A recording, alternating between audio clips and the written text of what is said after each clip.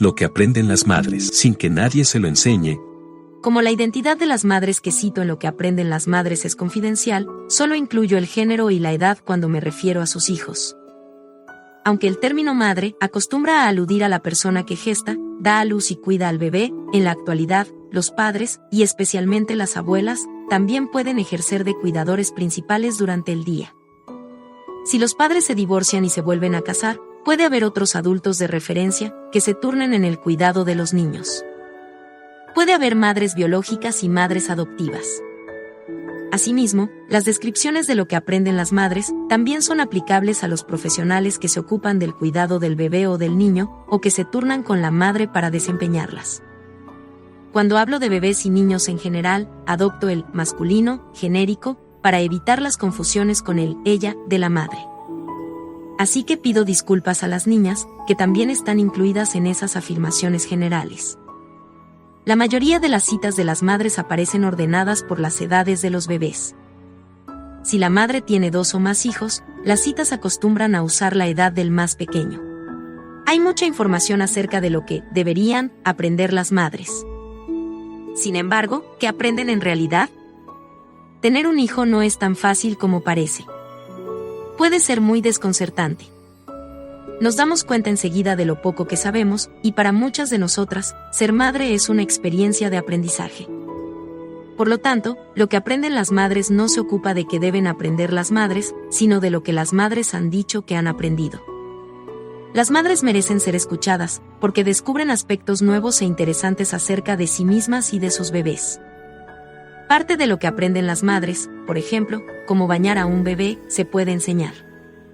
Son cosas que se pueden resumir en una lista, y que podemos aprender con relativa rapidez. Por el contrario, lo que las madres aprenden sin que nadie se lo enseñe constituye un aprendizaje gradual, y su asimilación ha de ser también gradual. El objetivo es ampliar nuestros conocimientos. No se trata de un programa para decirle a otra madre que debería aprender. Quienes acaban de ser madres se dicen a sí mismas que es una curva de aprendizaje. Son conscientes de que, por complicado que pueda parecer al principio, cada vez se les dará mejor. Entonces, ¿qué aprenden las madres durante esa curva de aprendizaje? Normalmente, empiezan siguiendo los consejos que les dan los demás. Luego, a medida que van conociendo a sus bebés y hablan con otras madres, se aventuran y poco a poco, confían en sus propias ideas. Parte de lo que aprenden las madres es meramente práctico, pero hay otra dimensión más misteriosa, a la que nos podemos referir como crianza. La crianza es universal y ancestral, y tiene que ver con cómo las madres se relacionan con sus hijos. Las madres descubren cómo relacionarse con ellos. Sin embargo, en muchas ocasiones, se trata de relaciones que se forjan sigilosamente, con muy pocas manifestaciones evidentes. Tal y como dijo la escritora estadounidense Sarah Radick, la labor fundamental en la crianza, la que los niños exigen y las madres desempeñan, sigue siendo difícil de aprender. En una cultura materialista como la nuestra, la gente prefiere hablar de conductas cuantificables. Conductas que se puedan etiquetar y explicar. Cuando no es así, como sucede con muchos aspectos de la crianza de los hijos, es muy fácil desdeñarlas y asumir que no es importante aprender a relacionarse o a forjar vínculos de apego. Sin embargo, los bebés y los niños necesitan estas relaciones de apego, y cuanto más, mejor. Y como madres, descubrimos que, aunque forjarlas nos exige mucho, también nos da mucho a cambio. Los bebés nos recuerdan el milagro que es la vida. Nos abren los ojos y nos ayudan a vernos, a nosotras mismas y a los demás, desde un punto de vista diferente. Con frecuencia nos convertimos en miembros más conscientes de la sociedad en que vivimos. Pocas sociedades reconocen lo mucho que deben a sus madres. A menudo se confunde criar a los hijos con cuidar de ellos. Sin embargo, es mucho más que eso. Podemos pagar a otra persona para que cuide de nuestros hijos, y en general, cuando las madres dicen sentirse aburridas o frustradas, en realidad se están refiriendo al cuidado de sus hijos. La crianza, más que aburrida, es emocionante y está llena de desafíos. Los padres, al igual que la pareja de la madre, sea un hombre o una mujer distintos al padre biológico, también aprenden mucho. Entonces, ¿no deberíamos hablar de lo que aprenden los progenitores? Sería una idea excelente para otro libro, porque las funciones y los roles no siempre son intercambiables. Cuando fusionamos a madres, padres, padrastros y madrastras en el concepto de progenitor, nos perdemos las experiencias específicas de cada uno. En la actualidad, muchas mujeres no se pueden permitir dedicar demasiado tiempo a ser madres. Algunas tampoco ven motivo para ello. Las cualidades que permiten a una mujer avanzar en su carrera profesional son distintas a las que permiten a una madre conectar con su hijo. Sin embargo, esas cualidades maternales suman una dimensión absolutamente nueva a nuestra forma de ser y de estar. Muchas mujeres no se dan cuenta de lo mucho que se benefician de ello. Lo que aprenden las madres está escrito para explicar, ante todo, que aprender a ser madre exige tiempo, y en segundo lugar, que puede ser una experiencia maravillosa. También defiende que si un grupo suficiente de personas coincidimos en que la crianza de los hijos es algo fundamental, deberíamos encontrar la manera de ayudar económicamente a las madres que quieren dedicarle el tiempo suficiente o que al menos quieren intentarlo. Al principio, la maternidad resulta abrumadora para la mayoría de nosotras. Sin embargo, de la misma manera que las náuseas matutinas son una señal de lo bien que el cuerpo de la madre se está adaptando al embarazo, el agotamiento y el desconcierto postnatales son señales mucho más positivas de lo que podría parecer. Indican que la madre se da cuenta de lo poco que sabe. La mayoría del aprendizaje, sea del tipo que sea, empieza así. El recién nacido ya reconoce el latido del corazón de su madre, su voz y quizás, incluso su estado de ánimo. Es muy posible que el bebé sepa más de la madre de lo que ésta sabe de él. Y como la madre es la primera persona adulta con la que forja una relación, el modo en que ésta conecte con él le enseñará qué puede esperar de los demás. Por supuesto, él no es el único que aprende de la relación. Estar con el recién nacido lleva a que muchas de nosotras reevaluemos completamente nuestra manera de conectar emocionalmente con los demás. Resulta curioso que no se hable más en serio de este tema, porque podría ayudar a entender lo que sucede después. Tanto los niños como los adultos describen la maravillosa alegría que sienten al entablar amistades íntimas, que seguramente nos proporcionan algunas de las mejores experiencias de nuestra vida. Por desgracia, en la actualidad, hay demasiada gente de todos los grupos de edad que se siente sola. Dicen que les gustaría encontrar a su media naranja o tener una relación. O si ya tienen pareja, explican que tienen muchas ganas de que la relación funcione. Pero se preguntan cómo es posible que sea tan difícil conseguir algo que anhelan con todo su ser. Es muy posible que preguntar a las madres, que han aprendido de sus interacciones íntimas con sus recién nacidos, así como cuando ya son niños capaces de caminar y hablar o llegan a la adolescencia, nos ayude a encontrar la respuesta a esa pregunta. Forjar el vínculo es un elemento crucial en la crianza de los hijos. Es lo que distingue a la madre del padre, de los demás familiares y del resto del mundo. La madre lleva al bebé en su interior durante el embarazo, hasta que da a luz. Después del parto, muchas madres explican que se sienten abrumadas por la intensidad de las emociones que las inundan. La mayoría de madres, o bien se enamoran de sus hijos, o bien quieren hacerlo, o les gustaría poder hacerlo, o lamentan no haberlo hecho, escribió el pediatra Daniel Stern después de casi toda una vida estudiando a madres. Algunas dicen que sienten más instinto de protección que amor. Otras explican que al principio se sienten como anestesiadas y que las intensas emociones maternales aparecen meses después. Los progenitores son los responsables legales de sus hijos. Sin embargo, y siempre dentro de lo que establece la ley, la madre tiene libertad para tratar a su hijo como considere más conveniente.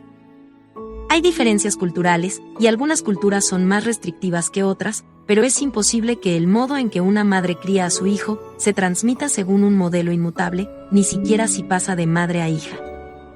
Siempre hay momentos en que la nueva madre debe decidir qué cree que es lo mejor para su hijo. A veces actúa por impulso, y no descubre hasta más adelante por qué ha reaccionado del modo en que lo ha hecho. Quizás le diga a las visitas: "Ch, el bebé se acaba de dormir". Así, ha antepuesto la necesidad de sueño del bebé a la conversación animada de las visitas. Es posible que incluso se sorprenda por la dureza con que ha pronunciado las palabras. Está aprendiendo cuáles son sus prioridades. Por suerte, las madres no cargan con una lista de hitos relacionales que cumplir. No hay supervisores a quien impresionar, exámenes que aprobar ni diplomas que obtener, sino que las madres son libres de tomar decisiones, de cometer errores, de recuperarse y de aprender. Las madres tienen mucho que descubrir acerca de las relaciones y, con frecuencia, siguen aprendiendo durante toda su vida. Sin embargo, por mucho que una madre aprenda acerca de la crianza de los hijos, se dará cuenta de que recibe poco reconocimiento social por ello. Las madres casi nunca publican nada de lo que aprenden, por lo que sus logros se desestiman por ser parte de la crianza del bebé o cuidado de los niños, en referencia a la gestión práctica, a la faceta visible de la crianza. La faceta relacional tiende a quedar invisibilizada. Sin embargo, cuando las madres reanudan su empleo remunerado, descubren lo mucho que han aprendido. Probablemente acertemos al decir que las madres saben más de lo que sabían antes de tener hijos. Han tenido que abordar cuestiones éticas y se han enfrentado a las innumerables tentaciones derivadas de ser personas con más experiencia, que toman decisiones por otras con menos experiencia. Saben más acerca de la vulnerabilidad y del dolor, y se sienten mucho más próximas a la creación que a la destrucción. Por lo general, conocer al bebé significa que la madre ha aprendido a reconocer algunos de los elementos básicos de la naturaleza humana y que sabe lo mucho que las pautas familiares influyen en esta. Asimismo, como los bebés no saben hablar, las madres desarrollan la capacidad de interpretar no solo las expresiones faciales, sino también las sutiles señales que envía el cuerpo entero. A un nivel más práctico, han aprendido a aprovechar el tiempo al máximo, a centrarse y a planificar con antelación. Su bebé puede reclamar su atención con tanta urgencia como el más exigente de los jefes, por lo que han aprendido a afrontar imprevistos. Todo esto, y mucho más, es útil en el lugar de trabajo. Por lo tanto, las madres no deberían tener que disculparse por haber abandonado su empleo remunerado para cuidar de sus hijos, mientras que las empresas deberían buscar activamente a las madres que se reincorporan al mundo laboral y dar las gracias por tenerlas en nómina. Dado que las madres aprenden tanto, cabría pensar que se han llevado a cabo multitud de estudios acerca de lo que aprenden. Pero, por sorprendente que resulte, apenas se ha investigado al respecto. De todos modos, contamos con algunos resultados generales obtenidos de estudios que abordaban otras cuestiones. Por ejemplo, en 1954, un equipo de antropólogos, psicólogos y sociólogos puso en marcha un gran proyecto en el que visitaron y entrevistaron a madres de 6 culturas.